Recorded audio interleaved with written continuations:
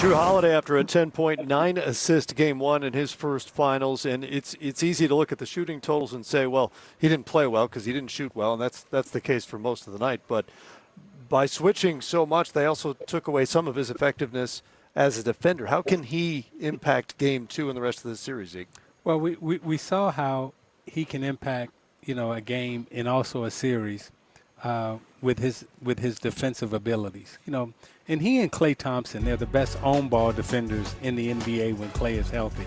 And not using Drew against, Chris Paul, or Devin Booker, really you're not using his best asset, because, you're playing against, two all-star guards in terms of Paul and Booker, guys that can get their shot off the dribble. And, when you don't use Holiday against Paul, when Paul is hot like he was tonight, you're really not using him to his best abilities and to his maximum. And I'm sure in game two they'll make that adjustment, Smitty.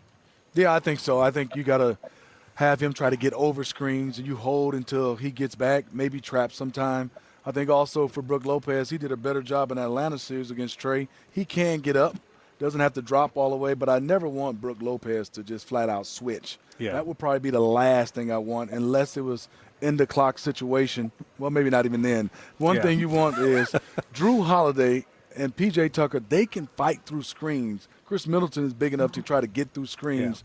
Yeah. They have to do that, and sometimes there's nothing wrong with old school trapping and pick and roll, getting the ball out of the best player's hand and letting somebody else maybe beat you from they're not comfortable taking that many shots. Yeah. You can't just let the Suns dictate who their defender is going to be the rest of the series. That's not a winning formula for Milwaukee, and surely they'll make the switch. Do something different, as Drew Holiday suggested after game one. Devin Booker will join us.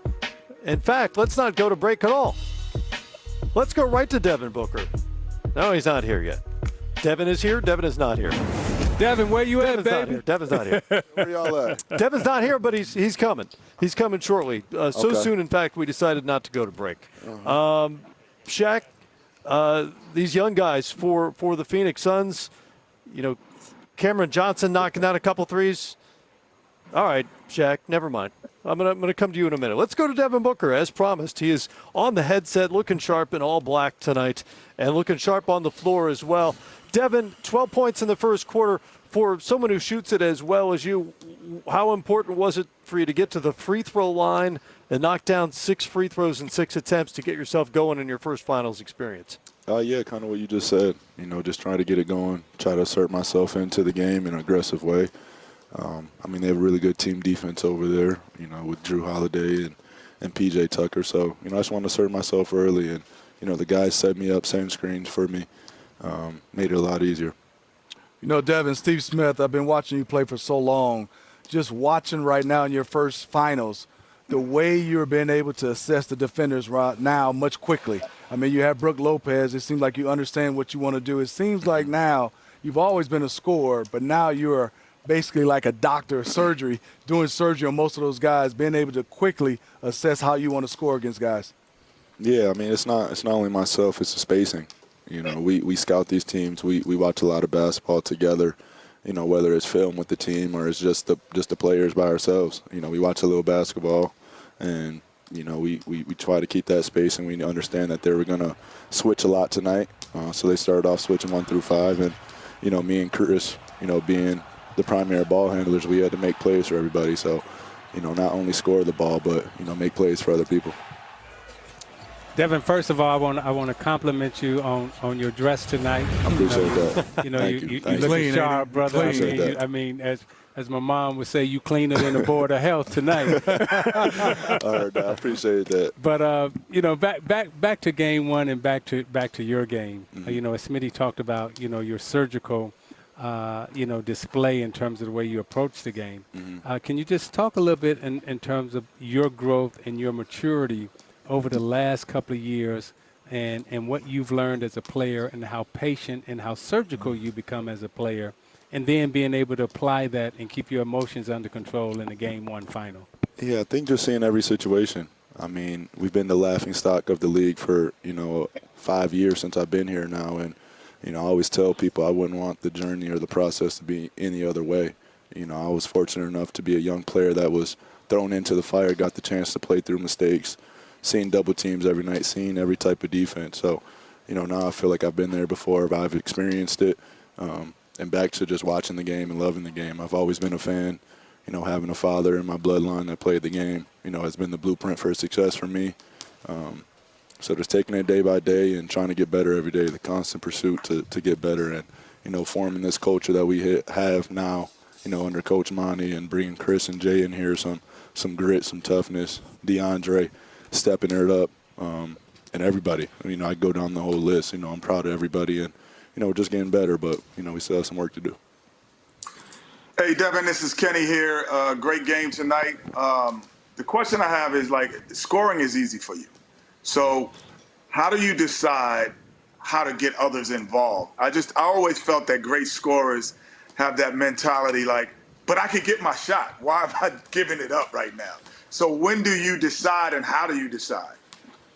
It's a balance. It's a balance that you have to find, and, there's a rhythm and a pace to the game. Usually I try to make the right play down the court every time, but sometimes I'm over aggressive. I go through a spurt 3-4 minutes where I try to get it going, understanding make or miss, finding your rhythm. It's a rhythm sport. That's really important. Just having teammates that trust me, teammates that tell me to go get a bucket. Chris Paul yelling in my ear, get to your spot. Nobody can guard you. So, just having that, getting confidence from my teammates, getting confidence from Coach Monty, to go out there and just be able to play your game without thinking about too much of the other stuff. Devin, Shaq here. 3 things. First of all, congratulations. Second of all, I like that old school you pulled up in sitting on them gold Daytons. I appreciate really like that. And third, as a scorer, at this point in the season, the finals, do you say to yourself, okay, I know I'm a prolific scorer. I need to average this to ensure that we win an NBA title? No, sir. No, sir. Not with this team. Any given night can be anybody. We space the floor. We have a dominant big in DeAndre. We have shooters in Jay Crowder, Mikal, and it's just a starting lineup. So, I see a lot of junk defenses, and, those guys will make you pay. And teams understand that, so that opens up a lot of opportunities for myself. And, on the other end, I'm trying to open up opportunities for them. Hey, Devin, I just want to ask you one question, and I hope it makes you laugh. You got the perfect jump shot. Okay, when you first saw Cameron Payne shoot his, what did you think? Yeah, that's one of them ones. That's one of them ones for real. James Jones did his thing with Cam because I didn't watch him much at North Carolina, but his first day in the practice arena, I'm like, oh, yeah, that's going in every time. And he does. He's going to be a career 40% shooter. You can put that down right now.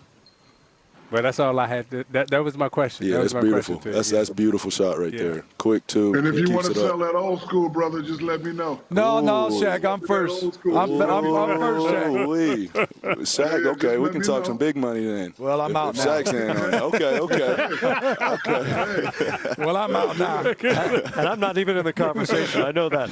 Hey, I got a few of them, but Shaq, I can't go in the bidding war with Shaq. Hey. 27 points and a win. That's a pretty good start to your NBA Finals career. Congrats, and hope to talk to you soon. Continued good luck. Hey, fellas, appreciate the time, man. Yep. All right, Devin Booker with us as the Suns win at 118-105. We try to broker car deals here on the show. I used to drive my 62 Pontiac Bonneville to the games in Miami. Is that what you rode up Yeah, I love it. It's cold. He's got a bunch of cool cars. This is how he rides. Is that a 62? I think that's a 62. Like a 62. Yeah. Matt, can I ask a question to the panel? We're going to